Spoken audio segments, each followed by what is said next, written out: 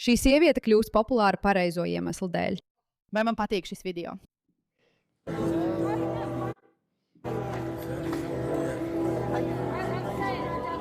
Kāpēc? Nav.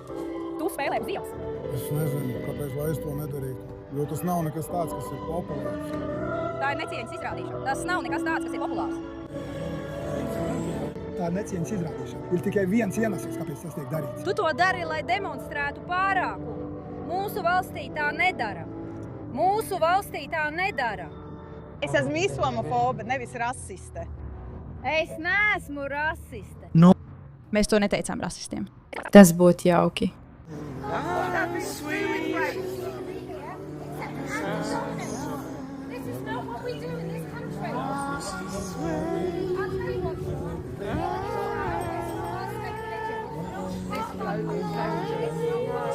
Bet ko mēs arī darām, mēs to nedaram. Es domāju, ka tu to nezināji. Tas. Es negribu to teikt, bet šīs sievietes DRIKSME ir vienkārši neaptverama. Viņa tāda, jā, es neesmu rasiste, es vienkārši nedomāju, ka tava reliģija ir pareiza. Un es domāju, ka tu to dari, lai demonstrētu pārākumu un mēģinātu mūs iebiedēt. Un es domāju, ka tu to dari, lai kaut ko pierādītu, un man tas nav pieņemami. Un cilvēki ir šokēti, jo viņi saka to, ko daudzi patiesībā domā, bet neuzdrošinās pateikt. Es domāju, paskaties. Sievietes dēls. Es domāju, ka tu esi sievietes dēls, vai ne? Kungs. Es rīkojos pēc tā, kas bija pirms 1400 gadiem. Nē, tas ir muļķības. Pirms 1400 gadiem pravietis. Kāpēc pirms 1400 gadiem visi neprecēja 9-gadīgas meitenes pravietis? Kurš atbalstīja 9-gadīgo precēšanu? Tas ir tā, it kā tu būtu mazs izvērtīgs pravietis. Un tas ir pierādīts un pierādīts. Es tev teicu, ka tā ir viens viedoklis, un tu saki, nē, tā domā Turcija, tā domā tava ģimene, visi tavi draugi. Turcija tā domā. Precējies? Man patīk, ka viņi ir gatavi runāt kamerā un dalīties ar saviem uzskatiem, jo viņi saka, nē, tā es patiešām domāju. Es lepojos ar savu valsti, es lepojos ar savas valsts reliģiju, un mani neinteresē, ka kāds mēģina to pakļaut sev. Un es jūs visus dzirdu. Un es jums saku, Es esmu atbildējis uz ciplanētiešu loģiku. Nedomājiet, ka mēs saprotam, kāpēc. jūsu kopiena šajā valstī ir audzinājusi tik daudz meiteņu. Tas neietilpst jūsu scenārijā. Vai ne? Es jums saku, mēs nepieņemam, ka pravietis apprecējās ar 9-gadīgu meiteni. Un es jums teicu, saskaņā ar šo viedokli, viņa piekrita, viņa bija sasniegusi pubertāti. Pierādiet, ka es kļūdos šajās debatēs. Zini, šīs debatas par to, vai Muhameds apprecēja nepilngadīgu meiteni, lai nu kā, tas patiesībā nav svarīgi. Jo mēs zinām, ka viņi skatās uz pagātni un to svin. Bet ir daudz reliģiju, kurās dažādi līderi agrāk darīja dīvainas lietas, ko mūsdienās ir grūti izskaidrot. Galvenais jautājums ir, vai cilvēki šodien joprojām tā rīkojas? Un ja viņi tā dara, tad tas nozīmē, ka šis cilvēks patiesībā ir kā piemērs, uz kuru citi skatās. Ko vēl Muhameds darīja, izņemot to, ka apprecēja 9-gadīgu meiteni? Viņš arī devās plašās kampaņās pie cilvēkiem, lai viņi pievērstos ticībai un tā tālāk. Kad tu paskaties uz mūsdienu islamistiem un redzi, ka viņiem nav iebildumu precēties ar 9-gadīgām meitenēm, un viņi aizstāv šādu uzvedību, tu saproti, ka arī visas citas lietas, ko Muhameds darīja, viņi arī aizstāv un tic tām. Un tas ir šī argumenta svarīgums, nevis tas, vai tas bija pareizi vai nē. Es baidos, ka viņai sākās mēneša reizes, ka viņa nebija. Pierādi, ka viņai sākās mēneša reizes. Ka viņa vēl nebija izgājusi cauri pubertātei un viņa nepiekrita. Pirmkārt, tu nevari piekrist 9 gadu vecumā, neatkarīgi no tā, vai tev ir sākušās mēneša reizes vai nē. Teic, kāda standarta? Pamatojoties uz to, ka viņa bija bērns, un viņa teica, ka viņas draugs ir šajā valstī. Es tev tikko teicu, ka viņa vēl nebija izgājusi cauri pubertātei. Stāvi šeit! Tu zini? Pareizi, balstoties uz pieņēmumu, ka bērni vēl nav sākuši būt nekas cits, kā tikai viņai bija rotaļlietas, vai ne? Viņa teica, ka man bija viņas rotaļlietas, kad viņš ar viņu apprecējās. Nē, viņai nebija rotaļlietu. Jā, bija. Tas ir rakstīts tavā hadīsā. Tāda ir atsauce. Es nezinu. Pat nē. Nē, nav tā, ka viņa būtu atnākuši šeit bez atsauces. Viņa patiesībā ir gudra. Tātad, kas ir šī sieviete? Viņas vārds ir Kelija Džekīna. Viņa ir pieaugusi sieviete, un viņa ir viena no šiem cilvēkiem. Viņa ir šī apbrīnojamā video autore. Vai jūs atceraties to? Viņi saka, pievērsies, samaksā vai mirsti. Un viņi skatās uz tevi Acīs. acīs. Zinot, ka tu tici meliem, ka iekļaušana bija visu draugs. Kad patiesība tagad mēs visi melojam, tas bija sākums iekļaušanai.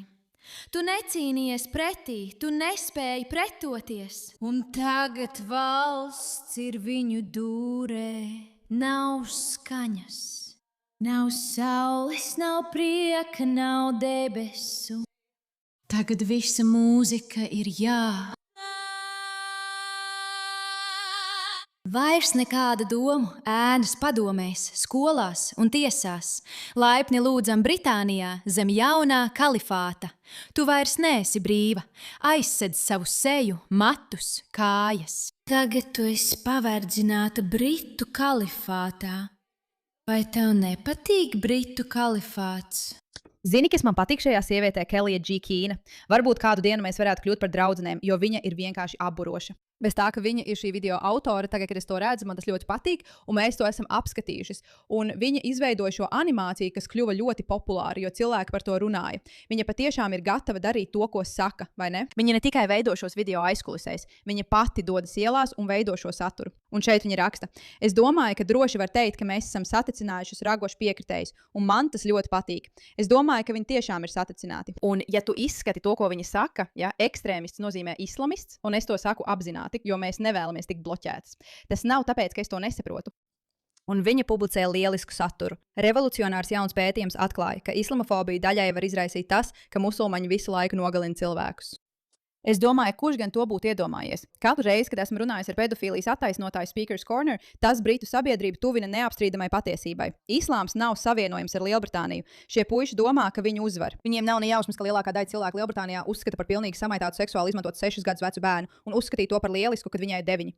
Mēs savu reliģiju nebalstam uz vīrieti, saucot viņu par nevainojamu, vai ne? Un te viņi atkal un atkal pārcilā tās trakās lietas, ko redz notiekam apvienotajā karalistē, un viņi cenšas pretoties. Steidzamas ziņas. Francija ir sākusi slēgt radikālas mošejas, kas aicina nogalināt neticīgos, slavina terorismu un veicina vardarbību. Tas jau sen bija jādara. Viņa vēlas to pašu apvienotajai karalistei. Un tieši šāda veida saturs kļūst virāls, jo kad cilvēki patiešām tic tam, par ko viņi iestājās un ir gatavi riskēt, lūk, kas notiek. Tā tas arī notika. Jo tu pats teici, šī ir kristīga valsts.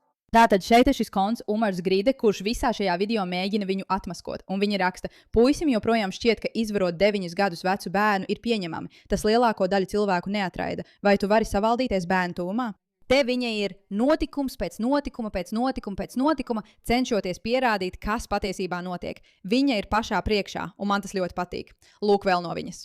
Šī valdība nesen ir piešķīrusi no 14 līdz 18 miljārdiem mārciņu afgāņu pārvietošanai. Un viņa piešķīra 5 miljonus mārciņu, lai izmeklētu pedofīlu pakistāniešu musulmaņu izvarošanas bandas. Tas nav labs skaitlis. Tiem upuriem ir piešķirti tikai 5 miljoni mārciņu. Lai noskaidrotu, cik daudz pakistāniešu pedofīlu izvarotāju ir bijuši iesaistīti mūsu bērnu izvarošanā šajā valstī. Es domāju, droši var teikt, ka pastāv iespēja, ka viņu arestēs apvienotās karalistes policija, jo viņi nespēja pieņemt, ka cilvēki runā atklāti šādā veidā. Bet viņa ir varone, absolūta varone, jo runā atklāti par lietām, kam tic, izsaka pretrunīgus viedokļus, atkal un atkal dodas debatēt par tiem video kameru priekšā. Viņa nebaidās, viņa neatvainojas, viņa cenšas aizsargāt savu valsti. Vai mēs piekrītam pilnīgi visam, ko viņa saka? Es nezinu, jo neesmu noklausījusies pilnīgi visu, ko viņa teikusi, bet es zinu to, ka ja kāds ir gatavs piecelties un cīnīties par kaut ko, ko viņš uzskata par pretīgu, tas ir kaut kas, ko ir vērts svinēt. Paldies, ka pievērsāt uzmanību Miss Mantai.